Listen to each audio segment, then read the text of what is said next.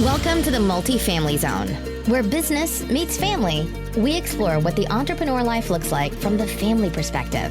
Now here are your hosts, Julia and Gino Barbaro.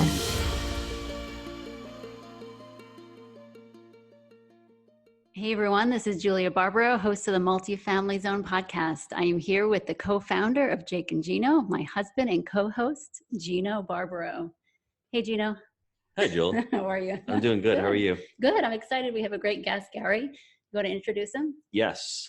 Gary, they have a short bio on me. I can go for a long time on this bio, but Gary's 44 years old. He's married 7 years with two young boys, ages 4 and 2.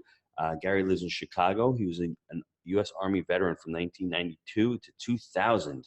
He was a residential mortgage loan officer for 19 years prior to transitioning full-time into multifamily. I want to dive into Gary's transition into multifamily. So he decided in early 2018 that he needed an exit plan from his W-2 job.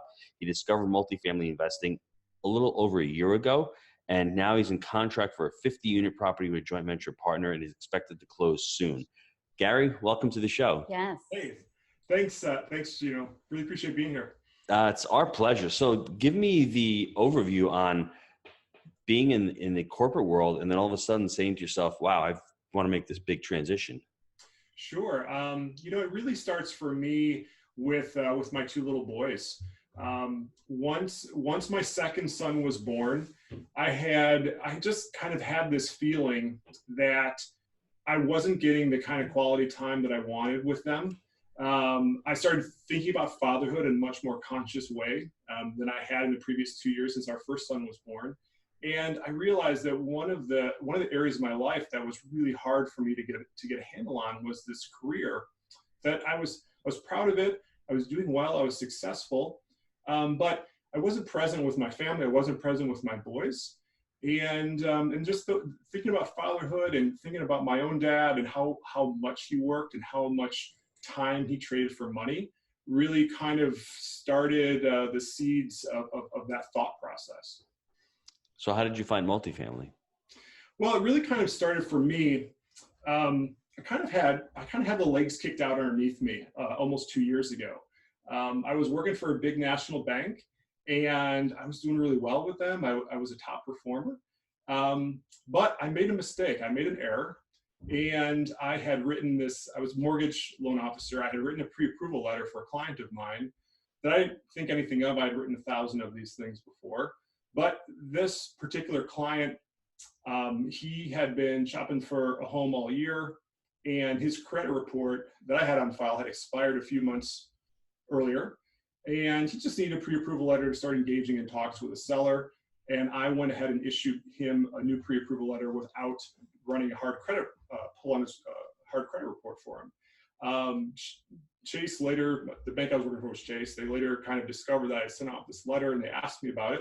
So I explained my thought process, and I explained what I thought was a very low risk action for a good client. And they determined at the time that I just didn't have the authority to write something as simple as a pre-approval letter. And I found myself without a job shortly afterwards. It was a big shock to me. It was a huge shock. I just didn't feel like what I had done warranted something like that. Mm-hmm. Right. So I had been working for 19 years in this profession. I had done, that task, like I said, probably 1,000 times before.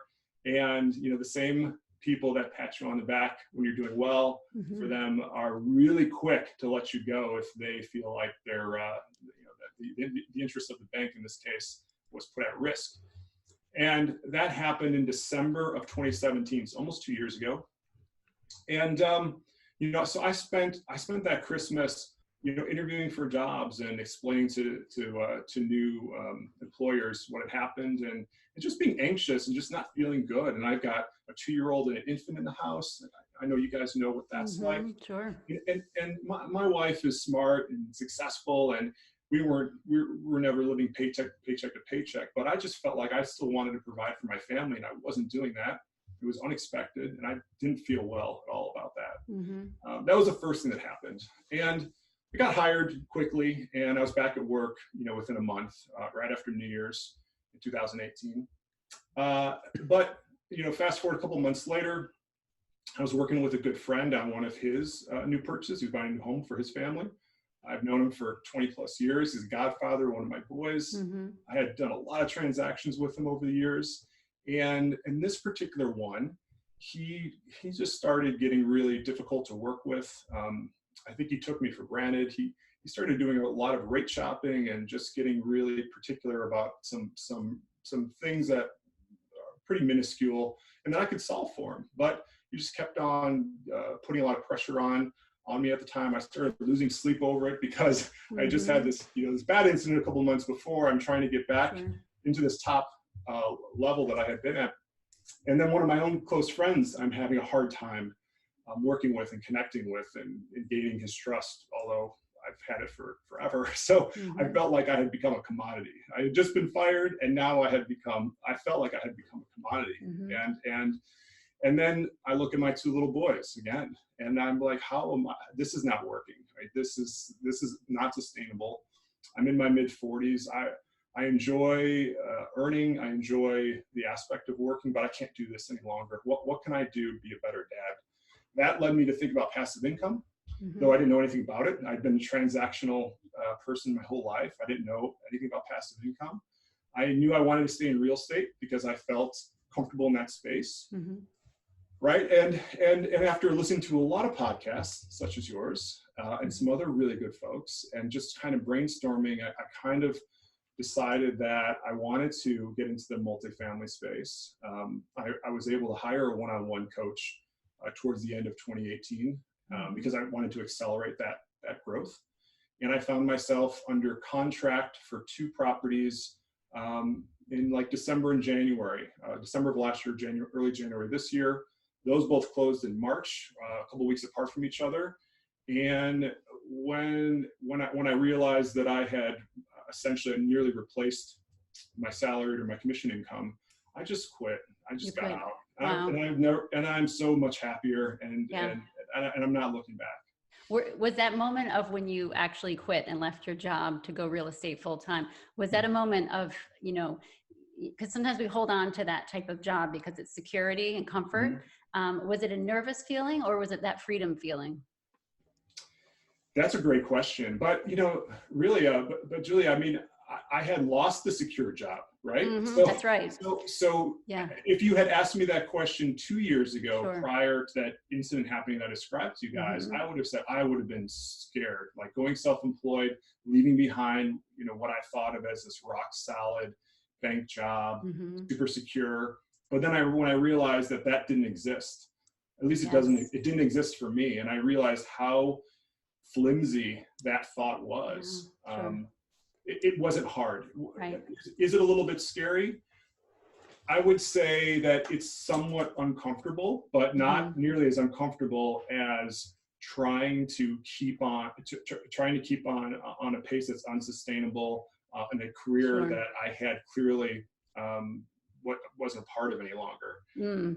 It's interesting that your story is a really important message, I think, because a lot of us in the business world and when we're working for someone, we assume that job is secure. And a lot of people will not take the step that you did because they think it's secure, but looking at your story, that's clearly not the case.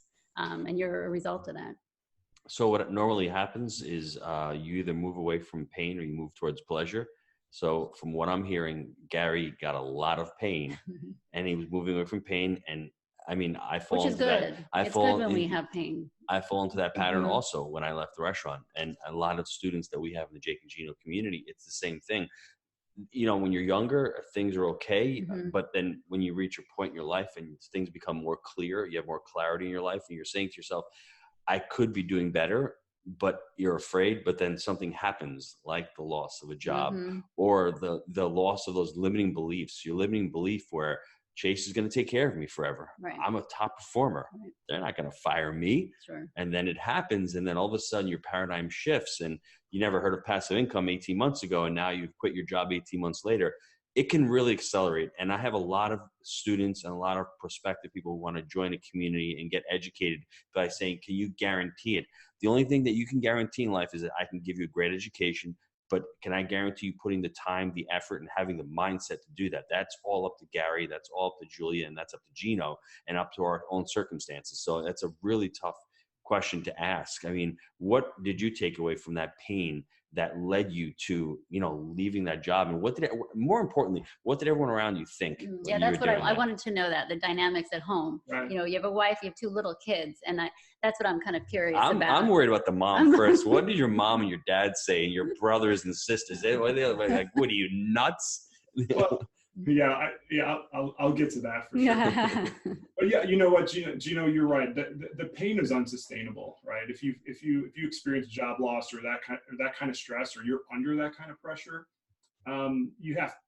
something has to change, right? Mm-hmm. And I didn't, I'm a person of faith, and I think God was trying to tell me when I got fired that it should have been over for me. I needed to fall in order to rise up again. Mm-hmm. I didn't quite listen at that time. I tried to get back into that same place. And then I heard that same message a few months later, mm-hmm. with one of my best friends. Like it doesn't get any clearer from above to me once I zoomed out and looked at myself and said, not listening to the path that I should, or a different path that I need to go down. Mm-hmm. I know that this isn't working. I need to pursue something else. So I did. For me, it was getting away from the pain points into a much better space.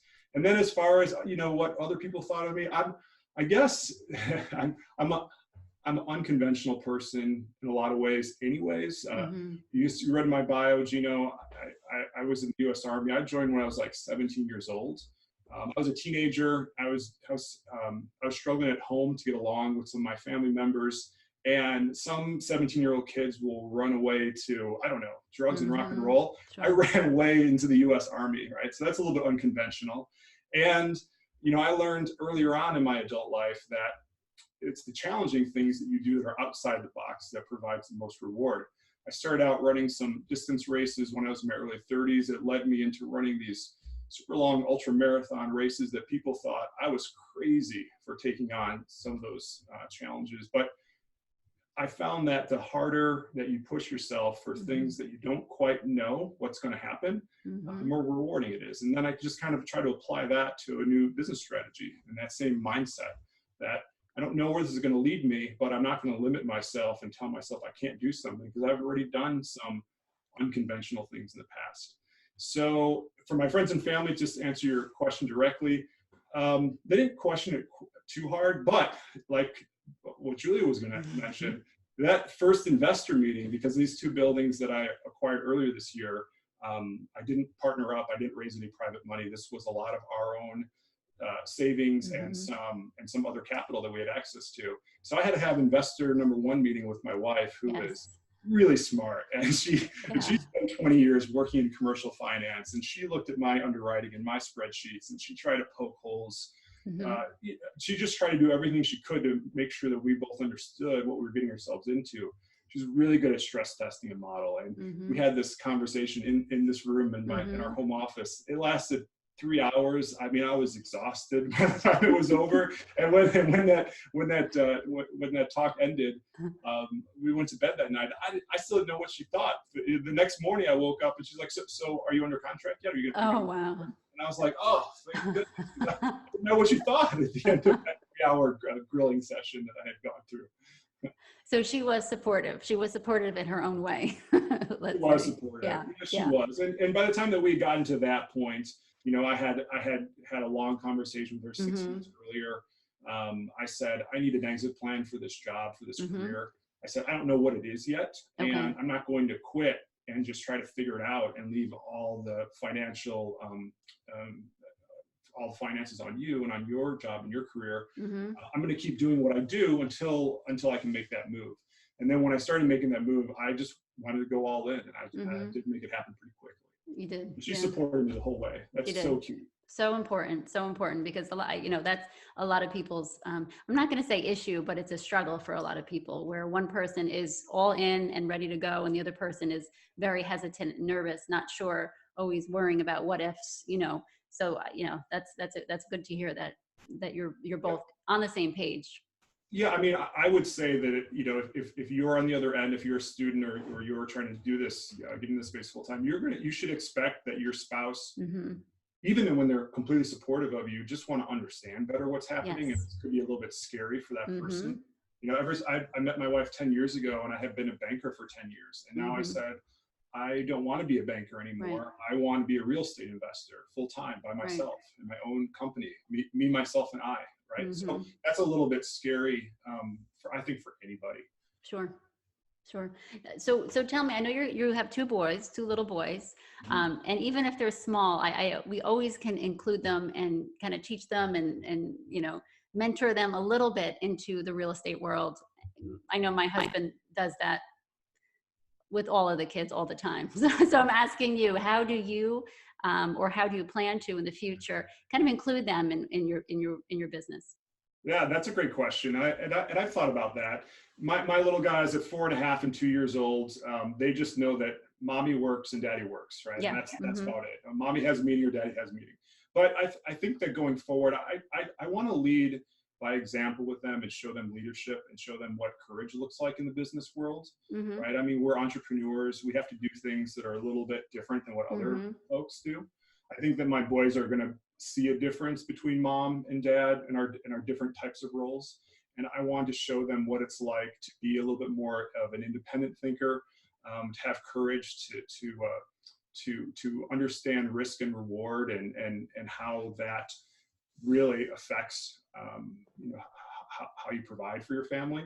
And I want, and the main thing is that, you know, now I have more control over my time. So I get to spend just a lot more time with them. I don't have to be the dad. Like my father was always working. That was the best way he could provide. He was a blue collar guy, working a lot, was time and a half, extra money. And that's what he thought. So for me, I'm going to flip that dynamic with my boys. And I want to see that.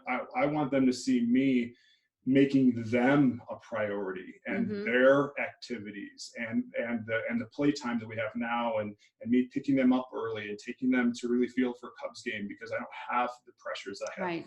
I want to do that at the moment.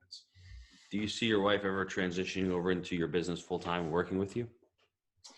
We talked about it briefly twice, and the answer is definitely no. Okay. And why is that? I know. I look at you guys and I think of some of my other entrepreneur friends that they team up with their spouse. My wife really enjoys her corporate workspace, and she's been at the same company for her entire career. And she said, I appreciate what you do. I understand what you do. And she works with clients like me, but she knows that she couldn't, in her mindset, couldn't go into that type of a role. She really appreciates working around a lot of people every day. Whereas with me, it's a lot of times it's a phone call or two. It's a lot of time by myself. It's a lot of just meetings by myself. She appreciates being around 20 different individuals. Yeah. Okay. Right? You know, it's good that you mentioned that because, you know, a lot of people, I'm going to be honest, I don't do real estate at all. I don't know anything about it, but for some reason we somehow work together. Why would you lie to me? No.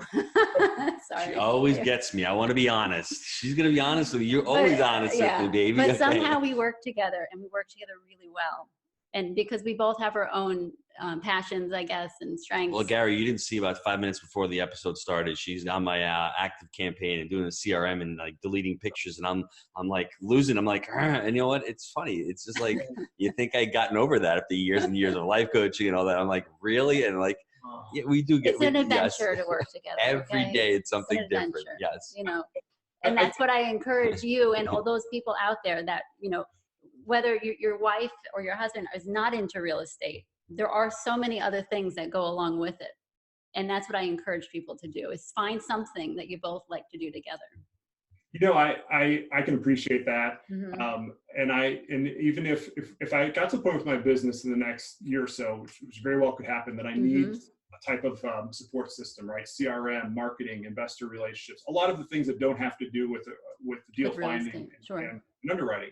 The issue for my wife and I is that we're both alphas, and we have a hard time getting out of each other's way because we both have a clear vision that we don't do a good job bending to this. So is your vision success though? Is that what your vision is? Yeah, it is. It is. But Mm-hmm. so as far as us like handling our household and dividing Mm-hmm. and conquering with the boys, we Mm-hmm. decide what we're responsible for, and Mm-hmm. then the other person kind of just supports or gets out of the way. Mm-hmm. I mean, this may evolve into something Mm-hmm. different down the road, but Mm-hmm. I think as of right now, we're happy separating that church and state right there, Mm-hmm. just for us. Yes, for you. You know, and it's interesting because I know your kids are young. You know, we've been doing this for a while now. It's been 20 plus years, I guess, since we've been married. So it has changed, you know, and it does change. And when all the kids are younger and, you know, you're into your own things that early on in the marriage or early on in the relationship, the career and all, it is different. And as the years go on and the kids get older, like I said, if you're going to include them in the future, maybe your wife will have a different role at that point. So it does change, and it's important to remember that and to just kind of go with it and kind of, you know, go along with how it changes. I think that's absolutely true. When the boys Mm-hmm. are older, when they're teenagers, when I start exposing them to what this business is, their mom can add a lot of value. They're different. She understands it from a different angle than I do. And when they're working together to show them what that looks like, I think that she'll have a different role like that. So what are your goals for the family and for the real estate in the next 3 to 5 years?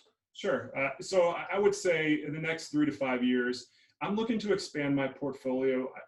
I need to drill down a certain number to the point that I feel I have financial freedom right now, but that financial independence where if I decided that I just wanted to just manage what was on the books, that I didn't have to keep pushing forward with new deals or new syndications. I think that number is probably in the 400 to 600 unit count for myself, depending on what kind of yield we have on our deals. And I think I could get there in that 3 to 5 year time span. For right now, I'm trying to knock out this first private money deal that's almost done, that I'm working with a JV partner on. And you know, for some of your students and some of your folks out there who haven't done something like that yet, I actually think it turned out to be a whole lot easier than I imagined it being. When you work with somebody else, as long as you find the right partner, you can really accelerate your growth by providing value. Like I'm the deal finder, I'll be the asset manager. That property's here in Chicago, and then my JV partner raised most of the equity and is going to handle investor relations. You can accomplish a lot of goals with that kind of mindset of teaming up. So team up and take some of that workload off and let people who are experts do the things that they're experts at. I'm hearing that you can accomplish a lot when you have a lot of pain, when you invest in your education, and when you have a clear framework or a clear path to follow, because success leaves clues. And just go out and find out what somebody's doing, and don't be afraid to invest in your education, because it's going to come back to you. You're going to dramatically shorten your learning curve. You are going to be able to get into these deals quicker.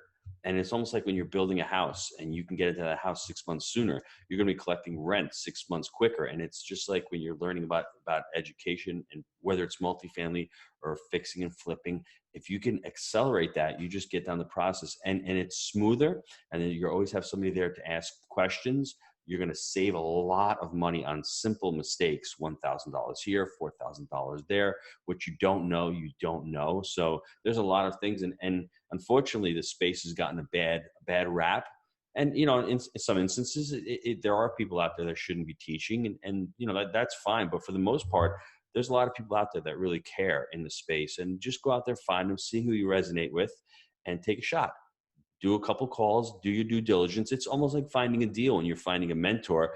There's a lot of information out there. The internet's pretty open. I mean, you're going to see a lot of negative reviews on a lot of these companies. Most of them aren't warranted. It's just people who don't put in the effort and the time to do it. But go out there and talk to some of their students who are successful and see, you know, how they became successful. And then you'll find out what the culture of that company is, right? There's people, systems, and culture. That's what Jake and I always talk about in any organization. And it's the same thing with the student base. You'll resonate towards the student base, and then you'll figure that, well, I like this group, and that's what I've done. And that's what I did when I started my investing several years ago. I found the mentor also. I liked the group, and that really dramatically shortened my learning curve a lot. So it was a big help to me also. Yeah, I mean, people invest so much money in things that don't actually make them money, right? I mean, think about all of the the people who buy cars at top dollar value or do this or that they want to shortchange themselves on something that could dramatically change your life, right? Mm-hmm. Get an expert, interview people who you feel comfortable with, make sure that you're in alignment with their vision. You know, for me, like we're talking about family, I wanted to work with somebody who was doing this for similar reasons, right? That was family driven. That wasn't somebody who said, I'm doing this because my goal is to have 10,000 units and 1,000 students. Like that would make my head spin. I needed to find somebody who was more like me. And when you do that, you really do accelerate what you're up to, what you can do. Like you guys are all about family and making sure that you provide for people. I'm sure that your students are right in line with those values, and it shows. That you can tell. I can see it in the two of you right now, and you need that. Wrap it up, Joel. Wrap it up. Well, the big takeaway for me about your story is the fact that you had the job, you lost it, and looking back, because we forget to look back on our story and our past and learn from it and see the good that comes out of it. And like he was talking about the pain, all those times that we fall are so important to remember, because it reminds us where we were and how we got up again and figured something else out. You did get another job, but then you decided to leave it for your passion, basically, and for what you wanted to do. And I give you a lot of credit for that, because a lot of us wouldn't do that. So that's, I really do. I think that's amazing. And it's a good message for everybody out there, that, when you're in a difficult time, just know that you can work out of it. You have a family support, you have your faith, and you can come out of it. I like that. Gary, where can the listeners get a hold of you?